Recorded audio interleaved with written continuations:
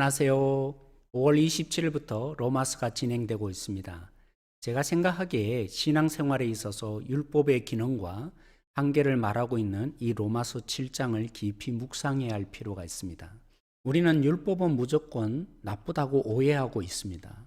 율법을 배격하면서도 실제 우리의 삶은 신앙의 전통과 규칙 등에 매여 있는 율법주의가 강하게 작용하고 있기 때문입니다.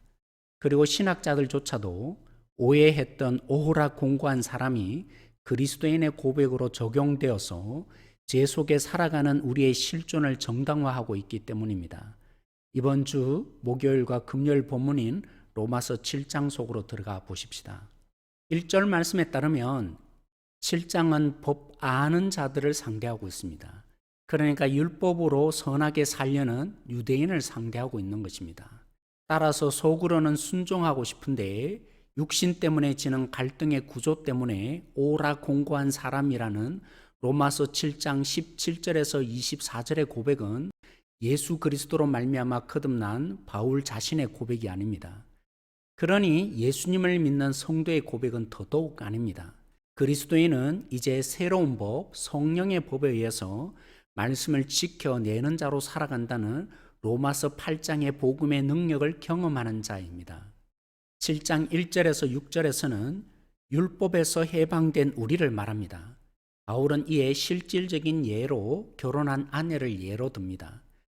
결혼한 아내는 남편이 살아있을 동안에는 다른 남자에게로 가면 간음이 됩니다. 그런데 남편이 죽고 나면 남편에서 자유로워집니다. 우리 그리스도인들도 마찬가지입니다.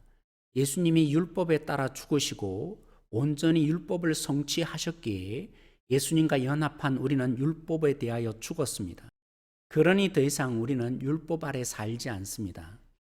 7장 7절에서 10절에서는 율법이 설모없는 것으로 오해한 것을 불식시킵니다. 율법 때문에 무엇이 옳은지 그른지를 알 수 있습니다. 하나님의 뜻과 어떻게 순종해 가야 하는지 지침서와 같은 역할을 합니다.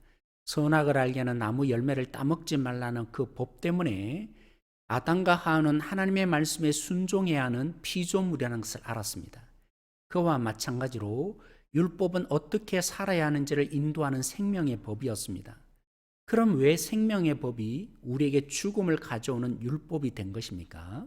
7장 11절부터 17절까지 이 세상에 존재하는 죄의 문제를 다룹니다. 하나님과 우리만 존재하는 세상이었다면 생명을 가져다 주는 율법으로 인해 우리는 구원에 이를 수 있었습니다. 하지만 사단이 선악을 알게 하는 나무 열매를 이용하여 하나님처럼 되라는 탐심을 아담과 하와에게 불러일으킨 것처럼 죄의 종노릇한 존재인 사람은 바르게 살게 할 법을 염두에 두고 지키면 지킬수록 넘어지는 존재입니다. 결국 착하고 의롭게 살려는 우리 자신의 몸부림만으로는 오라 공고한 사람이라는 고백에 이르게 됩니다. 요약해 봅시다. 그리스도인은 더 이상 율법의 지배를 받지 않습니다. 그렇다고 율법이 악한 것이 아닙니다. 율법 그 자체는 선합니다. 죄가 지배하는 세상이 문제이기에 율법으로는 우리가 하나님께 온전히 순종할 수 없습니다. 이런 흐름 속에 마지막으로 바울이 못 받고 있는 것은 율법으로 살아봐야 오라 공고한 사람이 마침표가 될 거라는 것입니다. 절망하는 자신을 발견하게 될 것이라는 거죠. 오늘 조국교회를 바라보면서 한 가지 짚고 넘어가려고 합니다. 은혜로 구원받는다는 믿음의 진리 자체는 알았습니다. 그러나 실제의 삶은 율법주의 그 자체였습니다. 오상이 중요했고 의무가 신앙생활의 동기가 되었습니다. 나이가 들면 우리에게 익숙한 규칙 그 자체로 사람을 평가하고 판단하는 신앙생활합니다. 생생히 살아 역사하시는 하나님과의 관계에서 터져나오는 행동이 아니라 신앙생활의 규칙, 행동 자체가 율법입니다.